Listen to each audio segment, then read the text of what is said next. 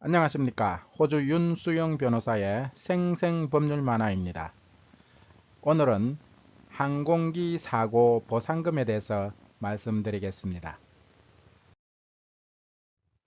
한 할머니가 난생 처음 제주도 가는 비행기를 탔습니다. 딸 부부가 효도 관광을 보내드렸던 겁니다. 비행기에 탑승하여 좌석을 찾던 중 넓고 편한 자리에 사람이 별로 없는 것을 발견하였죠. 할머니는 이게 웬 횡재냐며 냉큼 그 자리에 앉았지요. 그러자 승무원이 다가와서 할머니, 여긴 비즈니스 클래스예요. 할머니 좌석은 저쪽에 있으니 제가 안내해 드릴게요. 이렇게 말씀드렸죠. 그러나 할머니는 막무가내였지요. 이때 옆자리에 앉아있던 신사의 한마디에 할머니는 두말 않고 자리를 옮겼다네요. 무슨 말을 했는지 한번 들어볼까요? 할머니, 여긴 부산 가는 자리예요. 제주도 가는 자리는 뒤쪽에 있어요.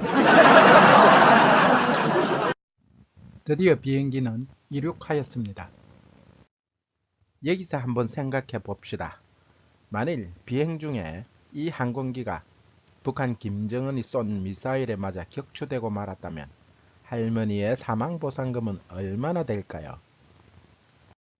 여행 출발 전에 여행자 보험에 가입하였다면 선택한 보험 상품에 따라 약 1억에서 5억 정도의 보상금은 받을 수 있습니다. 대부분 1억 원 상당의 사망보상금을 기본으로 하는 여행자 보험이 되어 있기 때문이지요. 근데 항공사 보험은 전쟁, 테러, 천재지변이나 자살 등으로 인한 사망에는 보상금을 지급하지 않는다는 사실 알고 계시나요?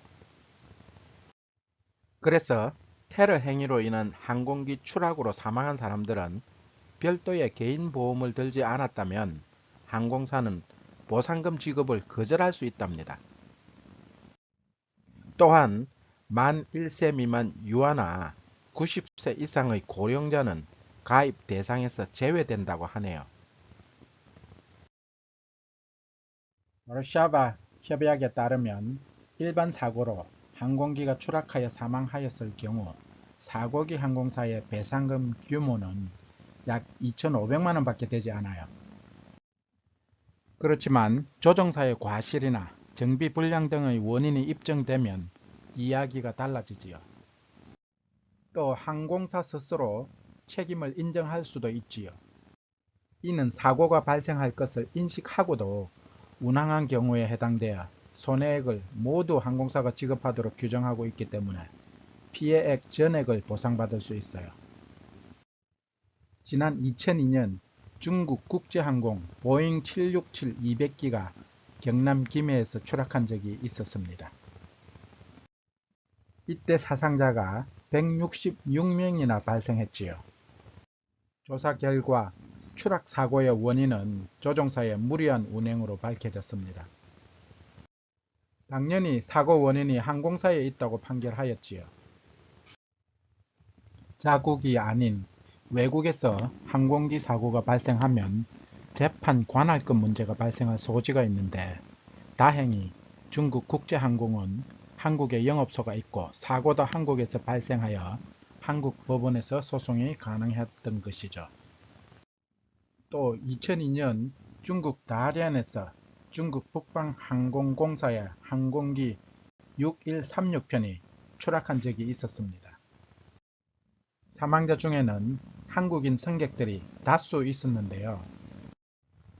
한국에 있는 유족들은 이 항공사의 영업소가 한국에도 있기 때문에 중국에 가지 않고 한국에서 해당 항공사에 대한 손해배상 청구 소송을 제기할 수 있었습니다. 또 1997년에는 괌에서 대한항공이 추락한 사고가 있었습니다. 이때 유족들은 대한항공임에도 불구하고 사고 관할권이 있는 미국에서 소송을 제기해야만 했지요.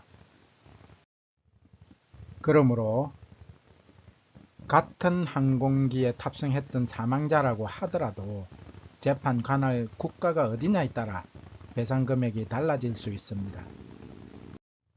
괌 추락 사고의 경우 대한항공과 먼저 합의를 했던 일부 유족들은 사망자 1인당 2억 5천만 원을 받았습니다. 합의를 반대한 유족들은 관할권이 있는 미국 정부를 상대로 소송을 제기했지요. 그 결과 유족 및 부상자 14명은 총 3천억 원의 배상금을 받아 1인당 평균 214억 정도를 받았다고 합니다. 결과가 이러니 백인들이 소송을 좋아할 수밖에 없지요.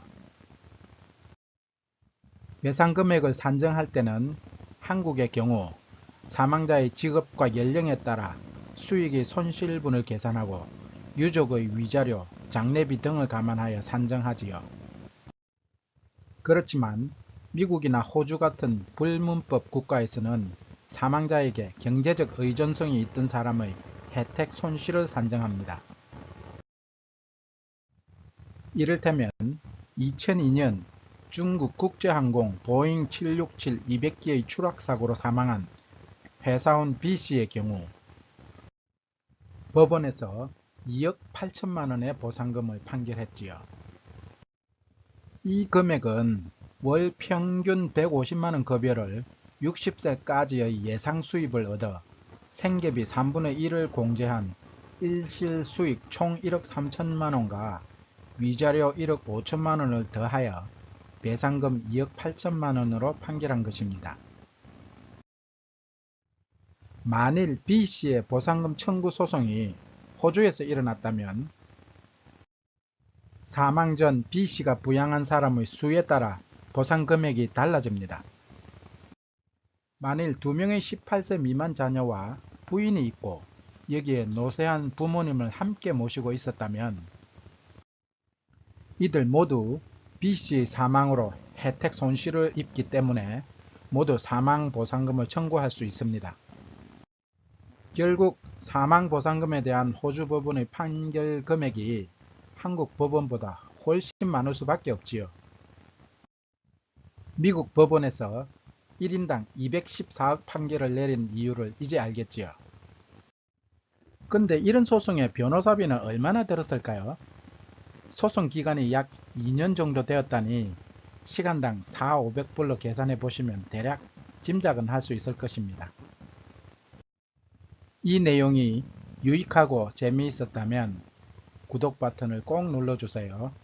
다음 2편을 기대해 주세요.